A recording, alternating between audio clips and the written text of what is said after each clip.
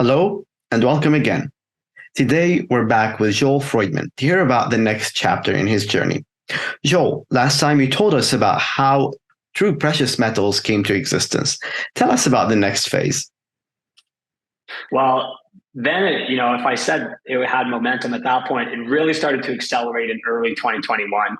And this was when I would say kind of things got real for me in that I realized we were certainly beyond a shell. Um, we were much more of a junior exploration company. And also I was still running the company as CEO.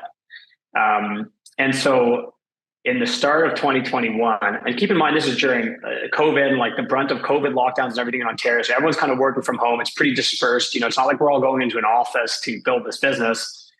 We managed to negotiate a deal with a TSX listed company called Altius Minerals. And I think anyone familiar with mining will know them, but this is like $1 billion TSX listed company, Newfoundland based, reputation for being very savvy acquirers of property in bear markets. And then they'll deal those companies to juniors like TRU in bull markets or stronger markets, and they'll keep an equity stake in royalty. So, I negotiated this deal with Altius. Barry Green introduced me to some people who knew at Altius.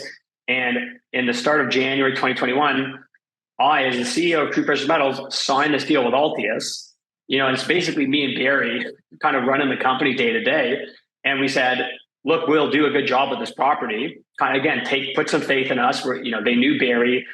We'll give it our best shot. Give us this project, because we were bidding against a number of much larger companies for this project. And I now know several of those companies. Like there were TRU. You have to imagine TRU was very much the underdog in this race to acquire this property. So it was partially through Barry's connections, and also just because we're doggedly determined. Again, perseverance is important. And we said we have to land this property because this kind of property has the potential to be a company maker. The other stuff's little properties here and there. Some of them are too early stage. This has gold in it. This has been drilled before. This is what you'd look for in a property to build an exploration company around. So we signed the Altius deal early 2021 in January.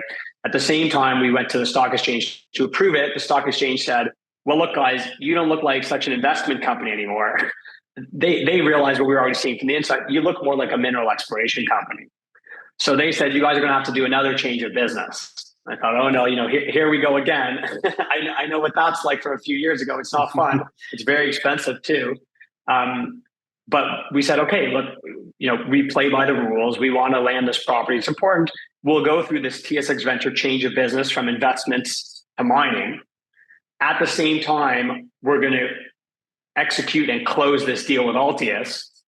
And so you've got a regulatory process going on. You have a company changing M&A transaction going on.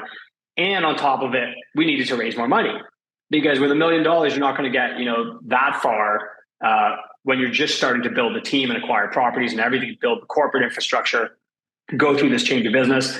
So with the help of some of our capital markets guys, we set out to do some financings. And this time, like, gold was really spiking at the time, a lot of interest in Newfoundland because of newfound gold.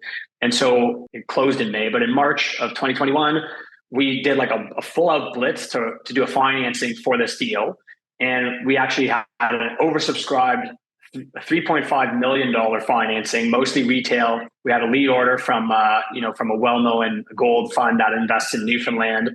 So I thought, holy cow, at this point, it's like I'm running this company. We not only do we have Barry, it's, we've hired some people into marketing, into corporate support. We hired an exploration manager, Pierce Bradley. We actually recruited him away from another Newfoundland gold company because Barry had worked with him before. So at this point, our team is like 5 to 10 people. We have millions of dollars coming in. There's a lot of publicity around what we're doing. And we thought, okay, well, for me, it's not the right time to leave. I have to get the deals done so we can bring in someone new. And there's actually a team of people here now kind of coming into work every day. And then in June, right after we completed this transaction with Altius and the stock exchange regulatory process, Eric Sprott came to us and said, well, I'm putting in money in Newfoundland. I want to put money into TRU and see what you guys are doing. So we kind of immediately out of this deal, we rolled into another financing, another $3.5 million financing, this time all institutional. So we had Eric Sprott come in and 2 different flow-through funds. And I hadn't really dealt with flow-through funds before. It's like tax-advantaged exploration investors. And so now, we're in like July of 2021.